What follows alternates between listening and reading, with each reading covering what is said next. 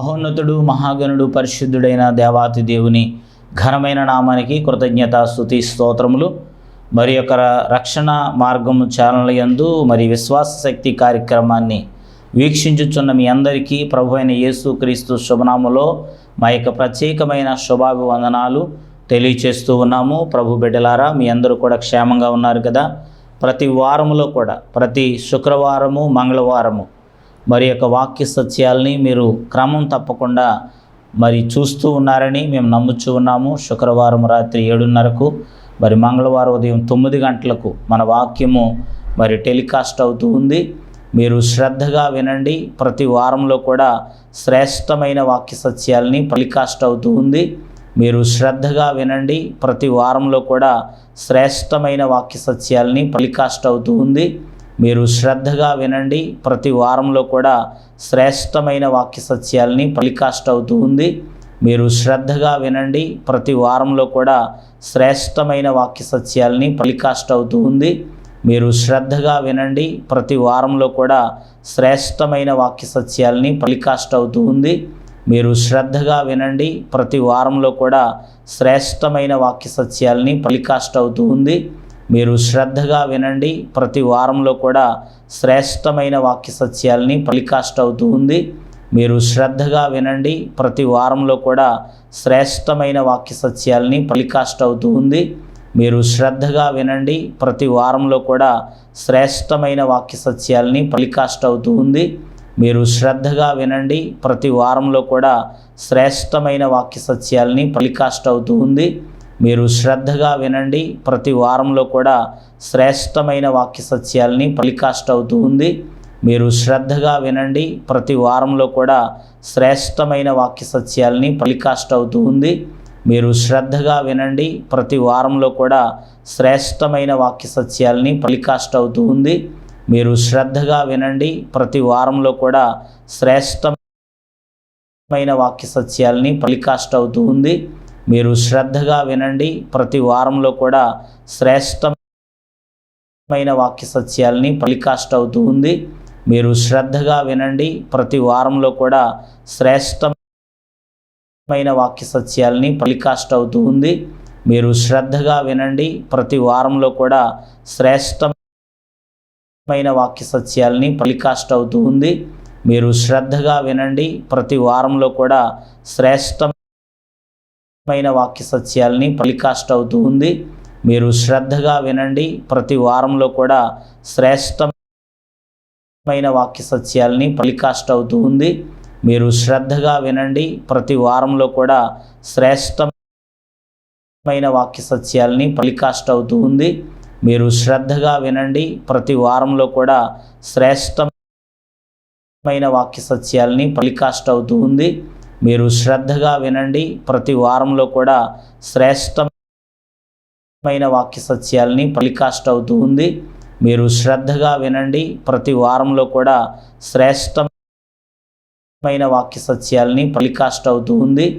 మీరు శ్రద్ధగా వినండి. ప్రతి వారంలో కూడా శ్రేష్టమైన వాక్య సత్యాల్ని టెలికాస్ట్ అవుతూ ఉంది. మీరు శ్రద్ధగా వినండి. ప్రతి వారంలో కూడా శ్రేష్టమైన వాక్య సత్యాల్ని టెలికాస్ట్. మీరు శ్రద్ధగా వినండి. ప్రతి వారంలో కూడా శ్రేష్టమైన వాక్య సత్యాల్ని టెలికాస్ట్ అవుతూ ఉంది. మీరు శ్రద్ధగా వినండి. ప్రతి వారంలో కూడా శ్రేష్టమైన వాక్య సత్యాల్ని టెలికాస్ట్ అవుతూ ఉంది. మీరు శ్రద్ధగా వినండి. ప్రతి వారంలో కూడా శ్రేష్టమైన వాక్య సత్యాల్ని టెలికాస్ట్ అవుతూ ఉంది. శ్రద్ధగా వినండి. ప్రతి వారంలో కూడా శ్రేష్టమైన వాక్య సత్యాల్ని టెలికాస్ట్ అవుతూ ఉంది. మీరు శ్రద్ధగా వినండి. ప్రతి వారంలో కూడా శ్రేష్టమైన వాక్య సత్యాల్ని టెలికాస్ట్ అవుతూ ఉంది. మీరు శ్రద్ధగా వినండి. ప్రతి వారంలో కూడా శ్రేష్టమైన వాక్య సత్యాల్ని టెలికాస్ట్ అవుతూ ఉంది. మీరు శ్రద్ధగా వినండి. ప్రతి వారంలో కూడా శ్రేష్టచుండెను. ఏలియా అతని చేరబోయి తన దుప్పటి అతని మీద వేయగా అతడు ఎడ్లను విడిచి ఏలియా వెంట పరిగెత్తుకుని పోయెను. దేవునికి మహిమ కలుగును గాక. ఈ విధముగా దేవుని వాక్యం సెలవిస్తూ ఉంది, నీ తర్వాత ప్రవక్తగా ఉండటానికి ఇజ్రాయేలు ప్రజలకి ఒక వ్యక్తిని నీవు అభిషేకించాలని చెప్పి ఏలియాతో దేవుడు చెప్పినప్పుడు ఈ యొక్క దేవుని బిడ్డలారా ఏలియా ప్రవక్త ఏమి చేశాడయ్యా అని ఆలోచన చేస్తూ ఉన్నప్పుడు అబెల్మే హోలావాడైన షాపాతు కుమారుడైనటువంటి ఎలీషాకు అభిషేకం చేశాడు. షాపాతు కుమారుడు ఎవరండి? ఎలీషా. కాబట్టి ఈ విధముగా ఏలియా తర్వాత ఎలీషా ప్రవక్తగా నిర్ణయించబడటం జరిగిందని దేవుని వాక్యం సెలవిస్తూ ఉంది. ఎలీషా చాలా గొప్పవాడు. ఎలీషా సామాన్యమైనటువంటి వ్యక్తి మాత్రం కాదు. దేవుని బిడ్డలారా, గురువును మించినటువంటి ఘనమైనటువంటి కార్యాలు జరిగించినట్లుగా దేవుని యొక్క వాక్యంలో మనం చూస్తూ ఉన్నాం. మనం జ్ఞాపకం చేసుకుంటే కనుక సిరియా రాజు తరచుగా ఇజ్రాయేలు ప్రజల మీదకి యుద్ధానికి వస్తూ ఉండేవాడు. ఇజ్రాయేలు దేశాన్ని పాడు చేయాలని, ఇజ్రాయేలు ప్రాంతాన్ని హస్తగతం చేసుకోవాలని అవండి సిరియా రాజు యొక్క పన్నాగం. సిరియా రాజు సాతానికి ప్రతినిధిగా మనకు కనబడతాడు. ఏమండి వాడిని ఎలా నాశనం చేయాలని చెప్పి పన్నాగాలంటండి అంతఃపురములోనే పన్నాగాలు పన్నుతూ ఉండేవాడట.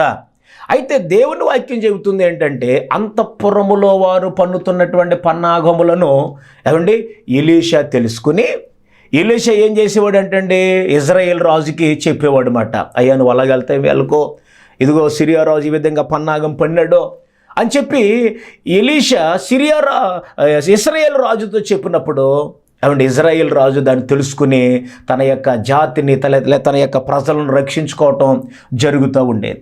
ఇలా మాటి మాటికి జరిగెను అని చెప్పి దేవుని వాక్యం చెబుతుంది.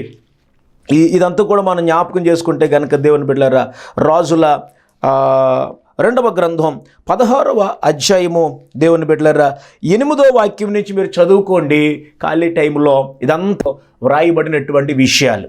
కాబట్టి ఎన్నో పర్యాయములు మనం ఎలాగ అనుకుంటున్నాం కదా, ఈ విషయాలన్నీ ఎవరు చెబుతున్నారు? మనలో ఎవడైనా మరి గూఢచారు ఉన్నాడా?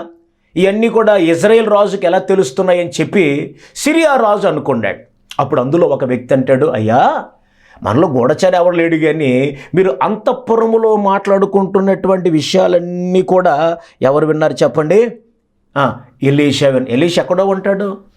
అంతఃపురములో మాట్లాడుకున్నటువంటి విషయాలు ఎలీషాకి ఎలా తెలుస్తాయి? ఎలీషా సామాన్యమైనటువంటి వ్యక్తి కాదు. ఏమండి దేవుని ఆత్మ పొందుకున్నటువంటి వ్యక్తి. దేవునికి మహిమ కలుగును గాక. కాబట్టి శత్రువుల యొక్క ఎలీషాకు వాక్యం చెబుతున్నటువంటి మాట రాజుల 2వ గ్రంథం 6వ అధ్యాయము బిడ్డలారా 12వ వచనం. అతని సేవకులలో ఒకడు, రాజువైన నా ఏలినవాడా ఎవరు లేరు గాని ఇశ్రాయేలులో ఉన్న ప్రవక్తయగు ఎలీషా మీ అంతఃపురమందు మీరు అనుకునిన మాటలు ఇజ్రాయేలు రాజునకు తెలియచేసెను. మీరేమనుకుంటున్నారో ఇవన్నీ కూడా ఎలీషా చెప్తున్నాడు. మీరు ఎలాగా వారితో యుద్ధం చేయాలనుకుంటున్నారో మీ తంత్రాలు మీ కుతంత్రాలు అన్నీ కూడా ఎవరికి తెలుస్తున్నాయి? ఎలీషాకు తెలుస్తున్నాయి. ఎలీషా చెబుతున్నాడు, ఎలీషా ఇజ్రాయేలు ప్రజలను రక్షిస్తూ ఉన్నాడు అని చెప్పాడు. చెబితే ఇతనికి వెంటనే కోపం వచ్చింది. అలాగా నా మాటలనే చెబుతాడా? వెళ్ళి పట్టుకుని రండిరా. ఎవరిని? ఆ ప్రవక్తను పట్టుకుని రండి అని చెప్పి మనుషులను ఏం చేశాడంటండి? పంపించాడు. దేవుని వాక్యం చెబుతుంది బిడ్డలారా వచ్చారు. ప్రవక్త ఇప్పుడు ఎక్కడ దోతానులో ఉన్నాడు అని తెలుసుకున్నారు. ఇప్పుడు దోతానుపై దాడి, సాతాను దాడి.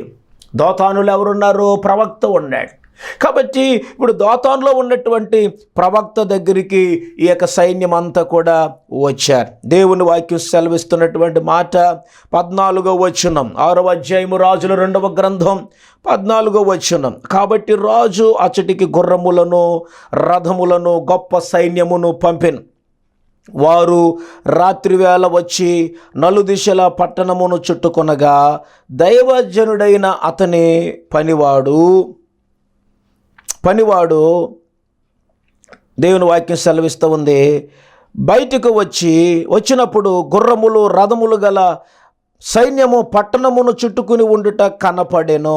దేవునికి స్తోత్రం. అంతటా అతని పనివాడు, అయ్యో నా ఏలినవాడా మనం ఏమి చేతుము దైవజనునితో అనేను. తర్వాత మనం జ్ఞాపకం చేసుకుంటే అతడు భయపడవద్దు, మన పక్షముగా ఉన్నవారు వారి కంటే అధికులై ఉన్నారని చెప్పిన ఎవరు? ఎలీషా చెబుతున్నారు. ఎవరితో?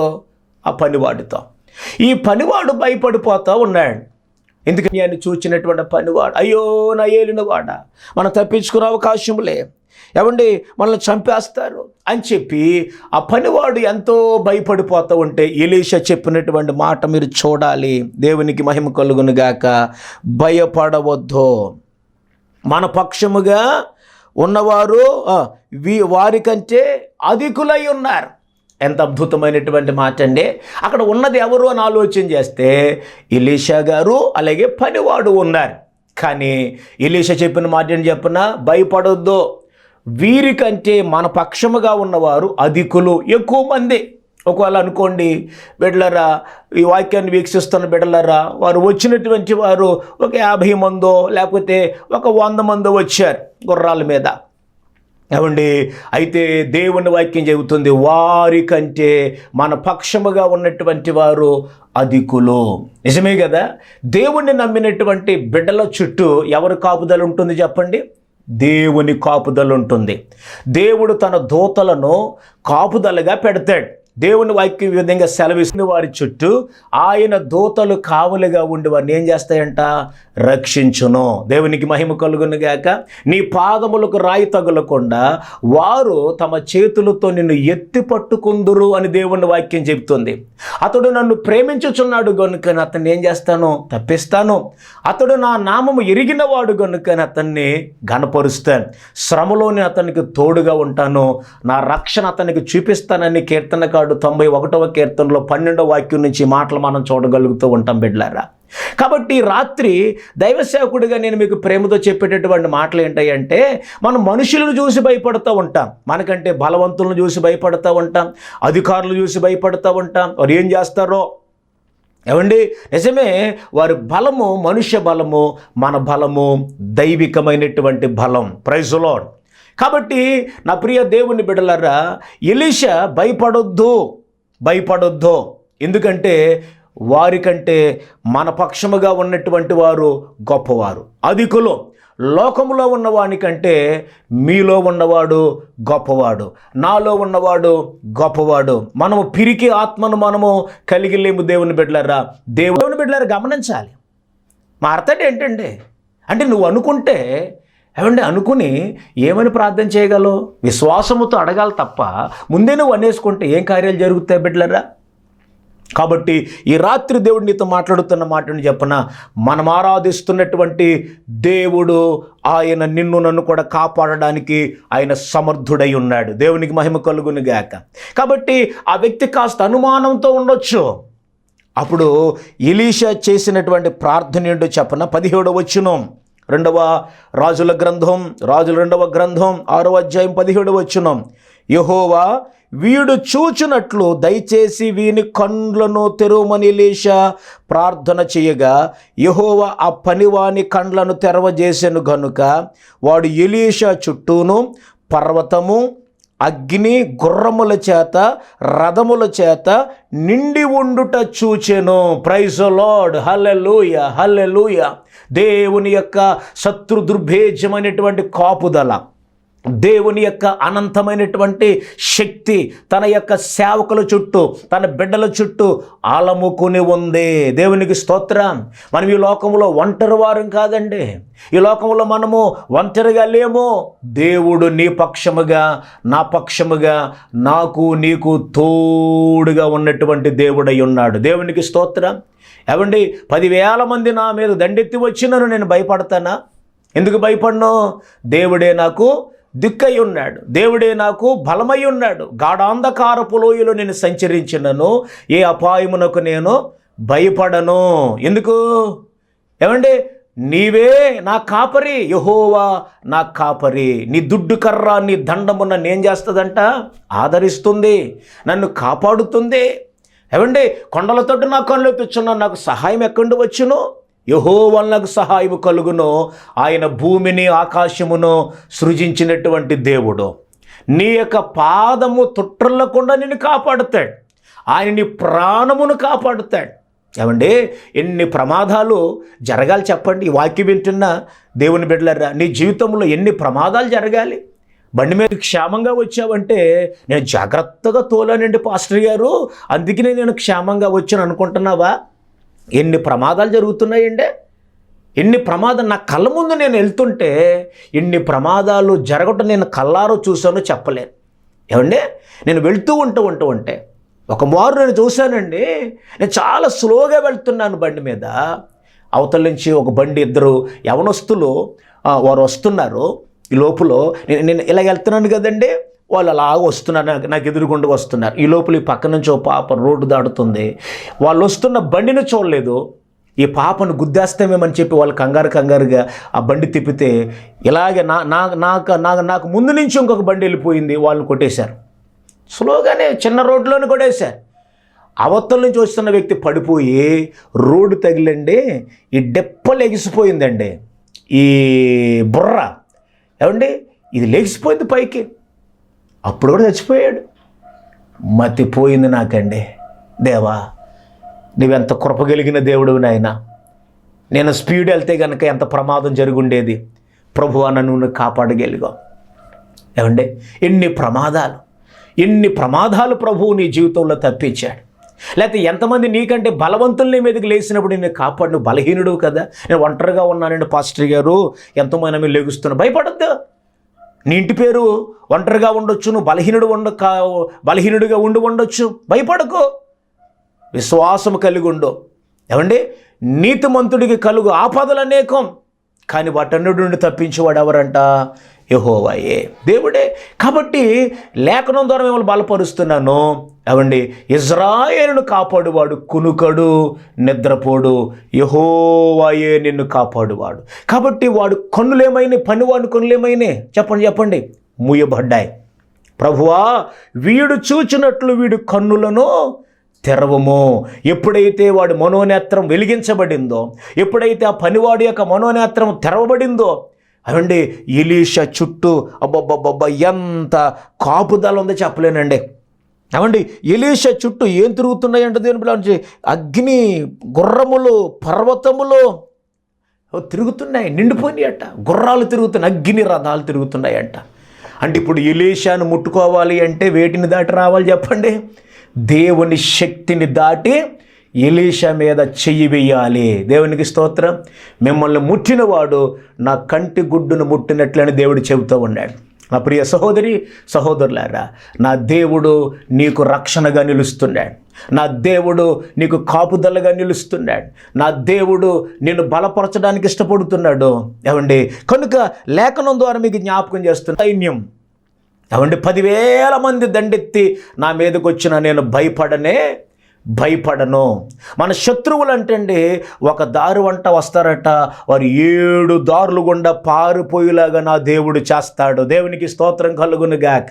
ఈ వాక్యం వింటున్న నా ప్రియ సహోదరు, ఎన్నో కార్యాలు నీ జీవితంలో నా దేవుడు చేశాడు. నువ్వు కూడా భయపడ్డావు, ఆ పనివాడు వలె భయపడ్డావు. అయ్య బాబు, నాకంటే గొప్పవారండెల్లో ఏం చేయగలలేనండి అని నువ్వు భయపడ్డావు. కానీ నా దేవుడు నిన్ను ఎన్నో పర్యాయములు తప్పించాడు. ఎన్నో పర్యాయములు నీకు ఆయన రక్షణగా నిలిచాడు. ఎన్నో పర్యాయములు నిన్ను ఆయన కాపాడగలిగాడు. ఇందుచేత చెప్పన, నువ్వు ఆయన బిడ్డవు గనుక, నువ్వు ఆయన కుమారుడు గనుక, నువ్వు ఆయన ప్రభువు నిన్ను రక్షించుకుంటూ ముందుకెళ్తున్నాడండి ఆయన. దేవునికి మహిమ కలుగును గాక. ప్రభువా, వీడు చూచినట్లు వీడు కన్నులు కొంతమంది కన్నులు మూయబడతాయి, దేవుని కార్యాలు వారికి కనిపించవు. కొంతమంది ఇలా ప్రమాదం జరిగింది, అయ్యా నేను బయటపడ్డాను అన్నాం అనుకోండి, కొంటారు అదృష్టాన్ని బట్టి జరిగింది. అదృష్టం కాదు, దేవుని యందు నువ్వు భయభక్తులు కలిగి ఉన్నావు కాబట్టి, నీవు దేవునికి కావాలి కాబట్టి దేవుడు నిన్ను రక్షించాడు ఆయన. దేవునికి స్తోత్రం. నేను దేవునికి కావాలి కాబట్టి నా దేవుడు నన్ను బ్రతికించాడండి. హల్లెలూయా. అంతేగాని అదృష్టం అండి. కొంతమంది ఇంకా విచిత్రంగా మాట్లాడతారు. చర్చికి వెళ్ళేటటువంటి వాళ్ళే, ఏమండి ఏ దేవుడు కాపాడటం ఏంటండి? నీ నోట రావలసిన మాట ఏంటి? మనం ఆరాధిస్తున్న దేవుడు కాపాడాడండి అని నువ్వు చెప్పాలి. ఏమండి, ఎన్నో ప్రమాదాల నుంచి, బలహీనతల నుంచి ప్రభు నిన్ను కాపాడగలిగాడు. నీ మనోనేత్రము తెరవబడునుగాక, దేవుని కార్యములను నువ్వు చూచుదువుగాక. ఏమండి, మనం కూడా చూస్తాం, బిలాము కళ్ళు కూడా మూయబడ్డాయి. దారిలో ఉన్నటువంటి దేవుని దూతను చూడలేకపోయాడు బిలాము ప్రవక్త. ఆయన ప్రవక్తే కానీ కన్నులు మూయబడ్డాయి. దేవుడు కన్నులు తెరిస్తేనంట ఆకాశమునంటినటువంటి మరి భూని వరలో కత్తిని తీసినటువంటి దేవదూత బిలాముకు కనబడితే సాగిలు పడిపోయాడు. నువ్వున్న సంగతి నాకు తెలియదయ్యా. ఎందుకని కళ్ళు మూయబడ్డాయి. దేవుని కార్యాలు చాలామందికి తెలియవు. ఏమంటే దేవుడు ఏం చేస్తాడని చెప్పి అనుకుంటారు కొంతమంది. నా ప్రియ దేవుని బిడ్డలారా, నేను ప్రకటిస్తున్నటువంటి దేవుడు నిన్ను కాపాడువాడైనా, నిన్ను విడిచిపెట్టని వాడైనా, కంటికి రెప్పవలే నిన్ను కాపాడుతాడైనా, కంటికి రెప్పవలే నిన్ను ఆదరిస్తాడైనా. నన్ను దేవుడు కాపాడుకుంటూ ముందుకు తీసుకెళ్తున్నాడు. మనుషుల ప్రమాదాల నుంచి ప్రభు నన్ను తప్పించాడు. అనారోగ్యాల నుంచి ప్రభు నన్ను తప్పించాడు. ఎన్నో ప్రమాదాల నుంచి ప్రభు నన్ను తప్పించాడు. నేను అడుగుతాను, ప్రభువా ఎందుకు నేను ఇలా నన్ను తప్పించావని అడిగితే, నువ్వు నాకు కావాలి, నా పని చేయాలి, నేను దేవుని పని చేయాలి. కాబట్టి ప్రభు నన్ను బ్రతికించుకున్నాడు. అటువంటి దేవుని బిడ్డలారా, అవండి ప్రభు నిన్ను కూడా బ్రతికించుకున్నాడు. ఆయన దూతల్ని కంచిగా వేశాడు. నిన్ను ఉన్నాడు. నీకు ఆయన తన శక్తిని అనుగ్రహిస్తూ ఉన్నాడు. కాబట్టి దేవుని బిడ్డలారా, దేవుని వాక్యం చెబుతున్నటువంటి మాట, ఈ సిరియా రాజు ఎన్ని కుతంత్రాలు పన్నినా, లేకపోతే ఎన్ని కల్లోల పరిస్థితులను తీసుకువచ్చినప్పటికీ కూడా దేవుని యొక్క వాక్యం సెలవిస్తున్నటువంటి మాట ఏంటని ఆలోచన చేస్తే, ఎలీషా దేవుని బిడ్డలారా దేవుని యందు భయము కలిగినటువంటి వ్యక్తిగా ఉన్నాడు. అలాగే మనం జ్ఞాపకం చేసుకుంటే దేవుని బిడ్డలారా, ఇతని యొక్క సాక్ష్యము కూడా గొప్పగా ఉంది. ఎలీషా యొక్క సాక్ష్యము కూడా అద్భుతంగా ఉంది. మంచి సాక్ష్యాన్ని ఆయన సంపాదించుకున్నాడు. ఆ విధముగా నీవు దేవుని కొరకు ఒక మంచి సజీవ సాక్ష్యము కనుక కలిగి ఉంటే గనక, దేవుని కొరకు బ్రతకగలిగితే గనక, దేవుడు నిన్ను కూడా వాడుకుంటాడు. దేవునికి స్తోత్రం. నీకు కూడా ఆయన చక్కని మర్మములనైనా తెలియపరుస్తాడు. అలాగే సంఘం యొక్క వెలుపలి వారి ద్వారా మంచి సాక్ష్యాన్ని ఏం చేయాలి? కలిగి ఉండాలి. లేఖనం సెలవిస్తూ ఉంది. యోసేపును గురించి ఏమంటే దేవుని బిడ్డలారా, ఫరో ఇలా సాక్ష్యం ఇస్తాడు. ఏమని సాక్ష్యం ఇస్తాడంటే, ఇతని వలె దేవుని ఆత్మగల మనుషులను మనము కనుగొనగలమా అంటాడు. ఆదికాండం 41:38లో దేవుని ఆత్మ కలిగినటువంటి మనుషులను మనం కనుగొనగలమా? ఇంకా మనం జ్ఞాపకం చేసుకుంటే దావీదుని గురించి రాజైనటువంటి ఆకీషు ఎలాగ సాక్ష్యం ఇచ్చాడు. ఏమని అంటే, దేవదూత వలె నీవు నా దృష్టికి కనబడుచున్నావు. సమూయేలు మొదటి గ్రంథం 29వ అధ్యాయము 9వ వచనం. ఏమండి, కాబట్టి మీరు జ్ఞాపకం చేసుకోవాలి, దానియేలును గూర్చి రానిలా సాక్ష్యం చెబుతుంది. ఏమని చెప్పన, బుద్ధి తెలివి గలవాడు. బుద్ధి తెలివి కలిగినటువంటి వాడు దానియేలు. గమనించాలి బిడ్డలారా, ఇటువంటి మంచి సాక్ష్యాన్ని చెప్పండి మనము కలిగి ఉండాలి. దేవునికి మహిమ కలుగును గాక. శత్రువులు పంపింది సామాన్య రథాలు, గుర్రాలు, కానీ దేవుడు ప్రవక్త చుట్టూ ఏం పెట్టాడు చెప్పండి? ప్రవక్త చుట్టూ ఏం పెట్టాడు చెప్పండి? అగ్ని, రథాలు, గుర్రాలు ఉంచాడు. దేవునికి స్తోత్రం. ఏవి గొప్పవే చెప్పండి. దేవుడు పంపినవి గొప్పవే. దేవుని సైన్యము గొప్పదే. దేవునికి మహిమ కలుగును గాక. కాబట్టి నా ప్రియ దేవుని బిడ్డలారా, లోకములో ఉన్నటువంటి మనుషులు నీకు అపకారం తలపెట్టాలని, లోకములో ఉన్నటువంటి మనుషులు నిన్ను సంహరించాలని వారు చూస్తున్నారేమో. ప్రభు నిన్ను కాపాడుతాడు. ప్రభు యొక్క కృప ఎల్లప్పుడూ నీకు తోడుగా ఉంటుంది. భయపడకు. నా దేవుని యొక్క కాపుదల చుట్టూ ప్రభు నిన్ను ఆదరించునుగాక, నిన్ను కాపాడునుగాక.